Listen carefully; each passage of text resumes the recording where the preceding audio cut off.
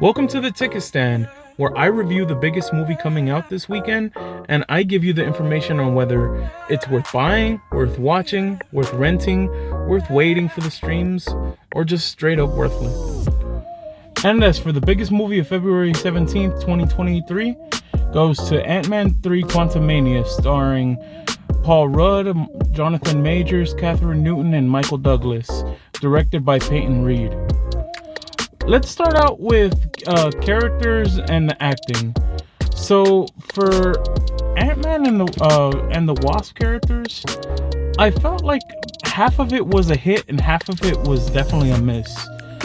For example, Ant-Man, his daughter Cassie Lang, Michael Douglas's character, and Jonathan Majors were definitely the highlights of the film. However, other characters, I felt like they didn't hit strong enough, where they lacked the writing, or they were really done bad. For example, with Evangeline Lily's character, Hope Van Dyne, her character was lack thereof. Like, there really wasn't there a lot of material for her. And with Michelle Pfeiffer's character, there was definitely some writing for her. There was definitely backstory, and she is a major part of the plot. But her character was written in a way where when you finally find out all the details, you're a little bit frustrated. Like, yeah, she kicked off this whole thing of having all these issues and conflicts where it leads into a plot hole that her character has, that I felt, yeah, they kind of did her dirty. And they introduced MODOK into the film, and I have to say, MODOK definitely shouldn't have been in this movie. In fact, in my opinion, MODOK really shouldn't have been introduced in the MCU. I know there are a lot of people that like MODOK. They think he's a fun character. In my opinion, his character is ugly. His writing is dumb and whiny. And honestly, I didn't get the love for this character in the comics, in the cartoons, and even in this movie, especially in this movie. So if I were to give my rating for characters and acting, I'd give it a 1 out of 2. So let's get into story and writing. So the story revolves around Scott Lang, essentially after Endgame, learning to adjust to life after all those events, after Avengers Endgame, which was him somewhat becoming a celebrity. You know, he's feeling himself. He's become an author. He's exploiting basically his victory and his role in Avengers Endgame. And he's seeing that his daughter, Cassie Lang, played by Kathryn Newton, going through those same steps of life that he went through in the past. And essentially, he's not enjoying it, but at the same time, he's still trying to be the father figure that he was in the past, even though not realizing that, you know, his daughter grew up already. And his daughter, Cassie Lang, which was played by Kathryn Newton, she does some experiments where she was sending messages into the quantum realm, and essentially she gets everybody sucked in, which is Scott Lang, Hope Van Dyne, Janett Van Dyne, and herself, as well as Janett Van Dyne's husband, his name is escaping me at the moment.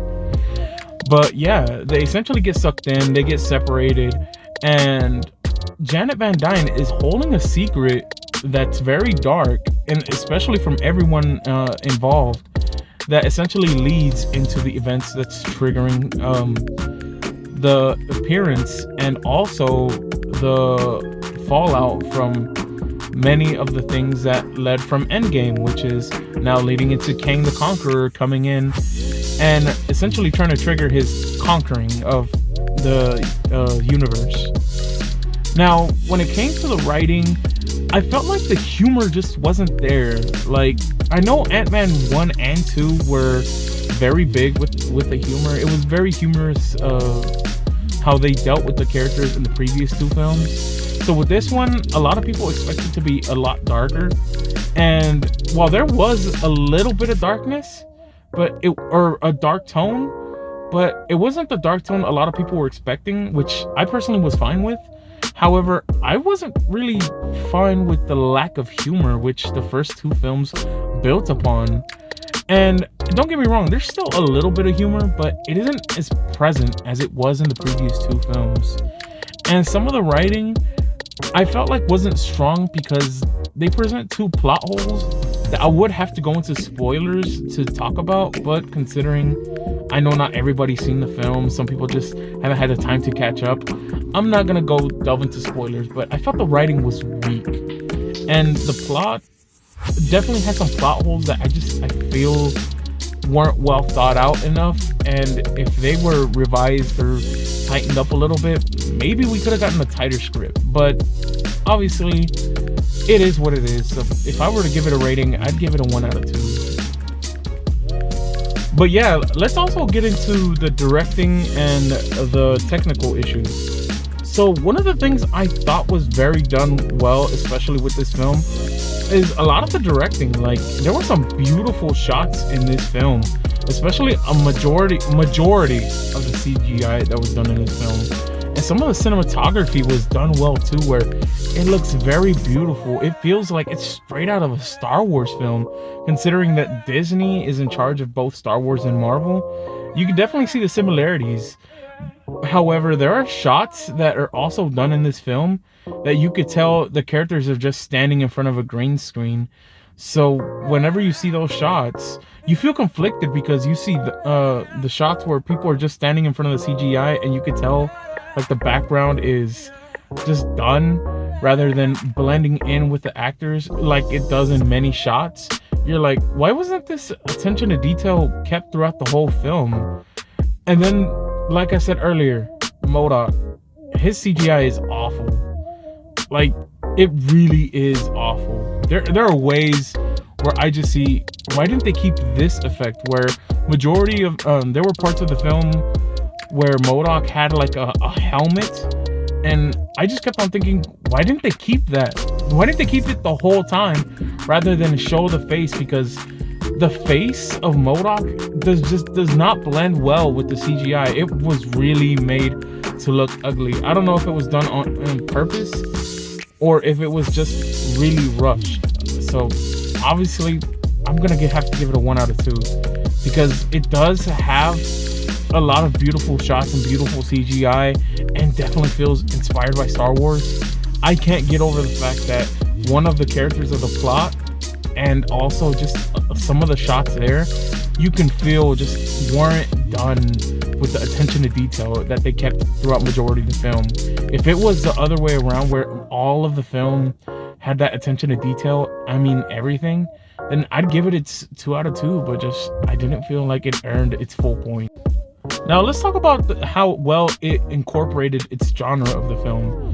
So it's essentially a superhero movie. Like the whole Marvel films franchise has been superhero movies, but it incorporated a sci-fi element into the film. And this is the one category I could definitely say it definitely done it well, where you could see the elements of the superhero Marvel franchise that it's always had, and it's done that well this whole time, and it doesn't disappoint with that. Now for the sci-fi, that's where I feel like it really shines. While there are some moments that take place in like our regular universe or the regular Marvel universe, it goes into the quantum realm, which definitely incorporated a lot of sci-fi, specifically like Star Wars level imagery. And that is where I felt like it shined. Its effects, its setting, its species of characters, a lot of it felt reminiscent of Star Wars. And that's definitely the props I have to give it to it. Because I kept on thinking to myself, why didn't Star Wars, when they were writing the sequel films and current on since Disney took over, incorporate this kind of imagery into its films? I was scratching my head on how well they did this here, yet in the Star Wars films, they didn't do it that well at all. So it's confusing, but I definitely have to give it its 2 points for how well it incorporated its genre. I definitely gotta give them their props. Now, let's talk about overall enjoyment, because obviously that's what the films are supposed to do. They're supposed to be for our enjoyment. Me personally, I enjoyed half of it. There were definitely things I did enjoy. I'm not gonna say this film was trash or this film was bad. There were definitely a lot of elements I did enjoy. However, I felt its pacing was a little bit bad. I could definitely tell the writing was not at its best that we've seen in the past. And also, MODOK. I really did not enjoy MODOK's character or his presence or its effects. Yeah, just MODOK in general, I didn't enjoy. But obviously, as a film, I felt like it could have been done better, but it wasn't the worst that we've seen with Marvel. So if I were to give my points for enjoyment, I'd give it a 1 out of 2. So, overall the film, I'd give it a 6 out of 10. I felt like we've seen better from Marvel, and they've done better, and this wasn't their strongest hitting, especially starting off with Phase 5. However, there were elements that I feel like did start off strong, especially Kang the Conqueror. And as a film, if I were to give it a recommendation, I'd just say it's best to wait for Disney Plus to have it, or catch it in a matinee. But yeah, it wasn't their strongest hitting. I'd say just wait for it for a discounted price, or just wait to stream it on Disney Plus. It's probably the best option, because it's not the best, but it's also not the worst. And as someone that's been invested into the Marvel Cinematic Universe from its beginning, yeah, we could have done better. As well as the fact that it wasn't worth full price admission. But honestly, I want to hear what you guys thought. Why don't you write down in the comment section what you thought of the film, whether you think my criticisms were correct, or whether you think I was wrong, and you could challenge it with your own opinion that maybe could persuade mine much better. So please, put down in the comments what you think. And as always, I appreciate you for watching the video, and hey, this is a ticket stand. We hope you enjoyed your visit.